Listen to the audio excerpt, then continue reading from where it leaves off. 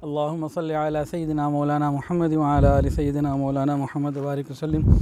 जो जबल तैयब इसमें है पहाड़, जहाँ से बहिरा कुल्दम से हज़रत मूसा अलैहिस्सलाम ने गुज़रे थे, उसके से हम वापसी पर हैं।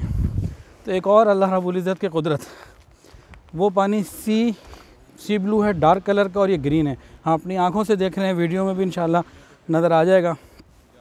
और ये काफ़ी दूर से शुरू हुआ है और आगे चलता चला जा रहा है। तो हमें अब जो अपनी आंखों से मंज़र नज़र आ रहा है वो वीडियो में नज़र नहीं आ सकता, लेकिन इंतहाई खूबसूरत अल्लाह ताला की एक और कुदरत है। बैनहुमा बरज़खुल ला यबग़ियान, कि दोनों के अंदर एक अल्लाह ने एक ऐसी आड़ बना दी है, वो नज़र भी नहीं आती और दोनों पानी मिक्स भी नहीं हो रहे। जो लाइन अल्लाह ने बना दी है, उसके रंग की अलग, इस रंग की अलग, उसी पर ये पानी मुस्तकिल रवां दवां है, रुका हुआ नहीं है, मुस्तकिल चल रहा है। तो वीडियो में पहले मैंने कई दफ़ा ये चीज़ देखी थी, लेकिन अपनी आँखों से देख के जो खुशी हो रही है वो अल्फाज में बयान नहीं हो सकती। और ये वो मुबारक मकामात हैं जो अर्ज़ मुक़द्दस से ताल्लुक़ रखते हैं। अल्लाह के कितने नेक बरगज़ीदा बंदे यहाँ से गुज़रे।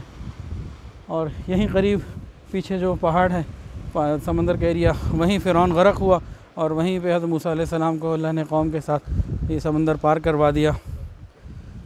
तो ये मंज़र आप दोबारा भी देख लें कि वो पीछे का कलर बिल्कुल कोई और है, ये कलर बिल्कुल कोई और है, और मुस्तकिल चलता चला जा रहा है। और उधर का इधर मिक्स नहीं हो रहा, इधर का रंग उधर मिक्स नहीं हो रहा। अल्लाहु अकबर कबीरा, फतबारकल्लाहु अहसनुल खालिकीन।